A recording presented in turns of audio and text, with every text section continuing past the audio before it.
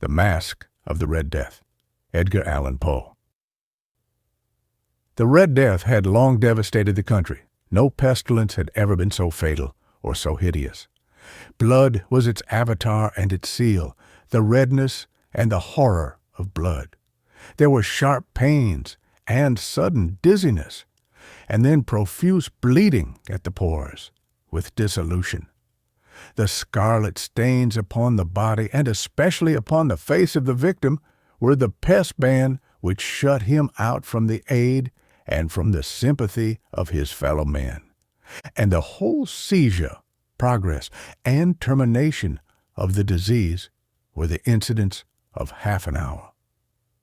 But the Prince Prospero was happy and dauntless and sagacious. When his dominions were half depopulated, he summoned to his presence 1,000 hale and light-hearted friends from among the knights and dames of his court, and with these retired to the deep seclusion of one of his castellated abbeys. This was an extensive and magnificent structure, the creation of the prince's own eccentric yet august taste. A strong and lofty wall girdled it in. This wall had gates of iron. The courtiers, having entered, brought furnaces and massy hammers and welded the bolts. They resolved to leave means neither of ingress or egress to the sudden impulses of despair or of frenzy from within. The abbey was amply provisioned.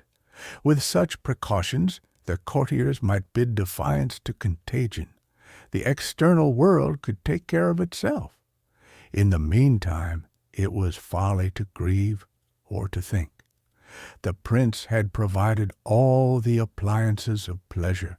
There were buffoons, there were improvisatori, there were ballet dancers, there were musicians, there was beauty, there was wine. All these and security were within. Without was the Red Death.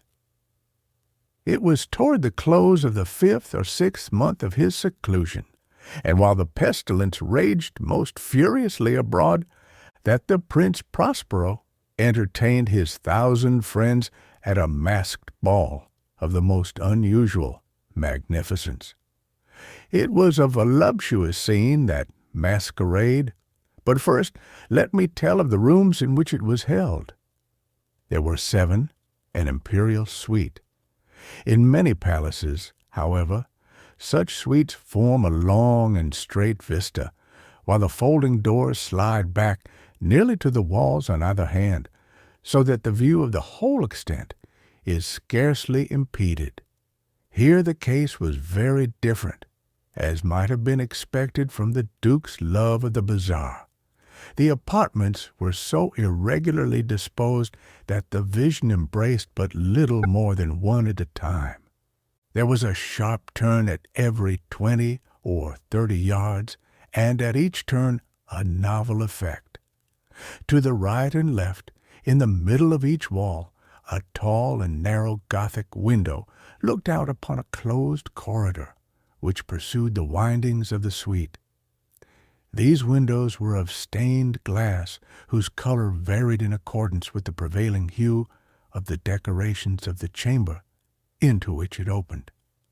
That at the eastern extremity was hung, for example, in blue, and vividly blue were its windows.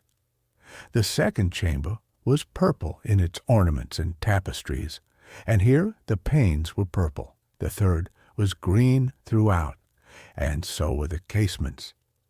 The fourth was furnished and lighted with orange, the fifth with white, the sixth with violet. The 7th apartment was closely shrouded in black velvet tapestries that hung all over the ceiling and down the walls, falling in heavy folds upon a carpet of the same material and hue. But in this chamber only, the color of the windows failed to correspond with the decorations. The panes here were scarlet, a deep blood color. Now, in no one of the 7 apartments was there any lamp or candelabrum, amid the profusion of golden ornaments that lay scattered to and fro or depended from the roof.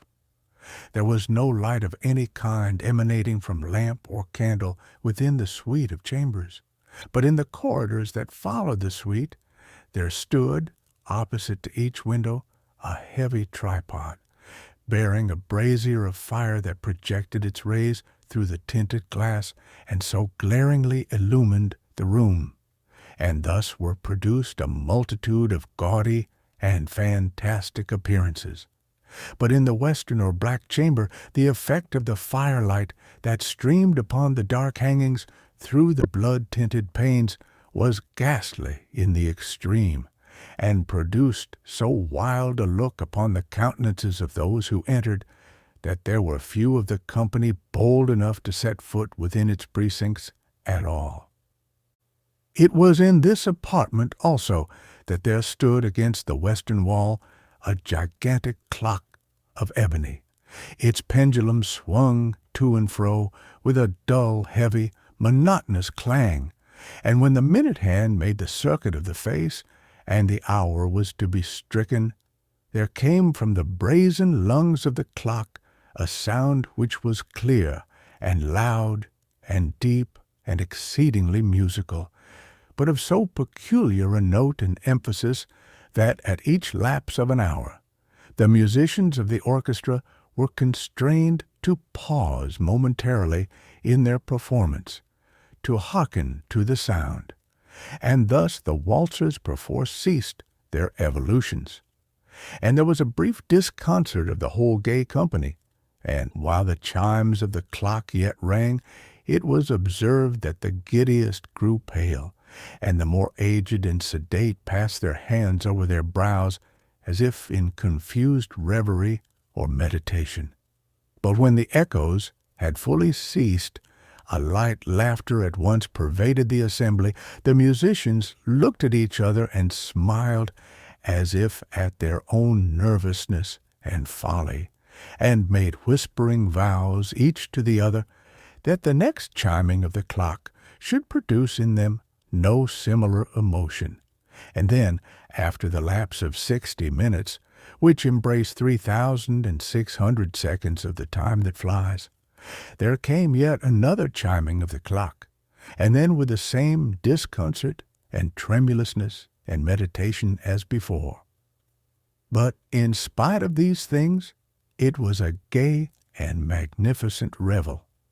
The tastes of the Duke were peculiar. He had a fine eye for colors and effects. He disregarded the decora of mere fashion. His plans were bold and fiery, and his conceptions glowed with barbaric luster. There are some who would have thought him mad. His followers felt that he was not. It was necessary to hear and see and touch him to be sure that he was not. He had directed, in great part, the movable embellishments of the 7 chambers, upon occasion of this great fete, and it was his own guiding taste which had given character to the masqueraders. Be sure they were grotesque. There were much glare and glitter and piquancy and phantasm, much of what has been since seen in Hernani. There were arabesque figures with unsuited limbs and appointments. There were delirious fancies such as the madman fashions. There was much of the beautiful, much of the wanton, much of the bizarre, something of the terrible, and not a little of that which might have excited disgust. To and fro in the 7 chambers there stalked, in fact, a multitude of dreams, and these, the dreams, writhed in and about, taking hue from the rooms, and causing the wild music of the orchestra to seem as the echo of their steps. And, anon, there strikes the ebony clock, which stands in the hall of the velvet, and then, for a moment, all is still, and all is silent, save the voice of the clock. The dreams are stiff frozen as they stand, but the echoes of the chime die away. They have endured but an instant, and a light, half-subdued laughter floats after them as they depart. And now again the music swells, and the dreams live, and writhe to and fro more merrily than ever, taking hue from the many tinted windows through which stream the rays from the tripods. But to the chamber which lies most westwardly of the seven, there are now none of the maskers who venture, for the night is waning away, and there flows a ruddier light through the blood-colored panes, and the blackness of the sable drapery appalls. And to him whose foot falls upon the sable carpet, there comes from the near clock of ebony a muffled peal more solemnly emphatic than any which reaches their ears, who indulge in the more remote gaieties of the other apartments. But these other apartments were densely crowded, and in them beat feverishly the heart of life. And the revel went whirlingly on, until at length there commenced the sounding of midnight upon the clock. And then the music ceased, as I have told, and the evolutions of the waltzers were quieted, and there was an uneasy cessation of all things as before. But now there were 12 strokes to be sounded by the bell of the clock, and thus it happened, perhaps, that more of thought crept, with more of time, into the meditations of the thoughtful among those who revelled, and thus, too, it happened, perhaps, that before the last echoes of the last chime had utterly sunk into silence, there were many individuals in the crowd who had found leisure to become aware of the presence of a masked figure which had arrested the attention of no single individual before, and the rumor of this new presence having spread itself whisperingly around, there arose at length from the whole company a buzz or murmur expressive of disapprobation and surprise, then, finally, of terror, of horror, and of disgust. In an assembly of phantasms such as I have painted, it may well be supposed that no ordinary appearance could have excited such sensation. In truth, the masquerade license of the night was nearly unlimited, but the figure in question had out-Heroded Herod, and gone beyond the bounds of even the prince's indefinite decorum. There are chords in the hearts of the most reckless which cannot be touched without emotion. Even with the utterly lost, to whom life and death are equally jests, there are matters of which no jest can be made. The whole company, indeed, seemed now deeply to feel that in the costume and bearing of the stranger neither wit nor propriety existed. The figure was tall and gaunt, and shrouded from head to foot in the habiliments of the grave.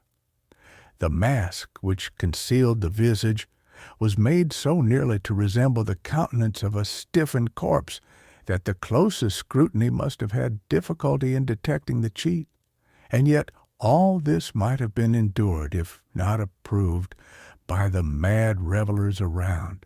But the mummer had gone so far as to assume the type of the Red Death. His vesture was dabbled in blood, and his broad brow, with all the features of the face, was besprinkled with the scarlet horror. When the eyes of Prince Prospero fell upon this spectral image, which, with a slow and solemn movement, as if more fully to sustain its role, stalked to and fro among the waltzers, he was seen to be convulsed in the first moment with a strong shudder either of terror or distaste, but in the next his brow reddened with rage. "Who dares?" he demanded hoarsely of the courtiers who stood near him. "Who dares insult us with this blasphemous mockery? Seize him and unmask him, that we may know whom we have to hang at sunrise from the battlements." It was in the eastern or blue chamber in which stood the Prince Prospero as he uttered these words. They rang throughout the 7 rooms loudly and clearly, for the prince was a bold and robust man, and the music had become hushed at the waving of his hand. It was in the blue room where stood the prince, with a group of pale courtiers by his side. At first, as he spoke, There was a slight rushing movement of this group in the direction of the intruder, who at the moment was also near at hand, and now, with deliberate and stately step, made closer approach to the speaker. But from a certain nameless awe with which the mad assumptions of the mummer had inspired the whole party, there were found none who put forth hand to seize him, so that, unimpeded, he passed within a yard of the prince's person, and while the vast assembly, as if with one impulse, shrank from the centers of the rooms to the walls, he made his way uninterruptedly, but with the same solemn and measured step which had distinguished him from the first, through the blue chamber to the purple, through the purple to the green, through the green to the orange, through this again to the white, and even thence to the violet, ere a decided movement had been made to arrest him. It was then, however, that the Prince Prospero, maddening with rage and the shame of his own momentary cowardice, rushed hurriedly through the 6 chambers, while none followed him on account of a deadly terror that had seized upon all. He bore aloft a drawn dagger, and had approached in rapid impetuosity to within 3 or 4 feet of the retreating figure, when the latter, having attained the extremity of the velvet apartment, turned suddenly and confronted his pursuer. There was a sharp cry, and the dagger dropped gleaming upon the sable carpet, upon which instantly afterwards fell, prostrate in death, the Prince Prospero. Then, summoning the wild courage of despair, a throng of the revelers at once threw themselves into the black apartment, and, seizing the mummer, whose tall figure stood erect and motionless within the shadow of the ebony clock, gasped in unutterable horror at finding the grave cerements and corpse-like mask which they handled with so violent a rudeness untenanted by any tangible form. And now was acknowledged the presence of the Red Death. He had come like a thief in the night, and one by one dropped the revelers in the blood-bedewed halls of their revel, and died each in the despairing posture of his fall. And the life of the ebony clock went out with that of the last of the gay, and the flames of the tripods expired, and darkness and decay and the Red Death held illimitable dominion over all.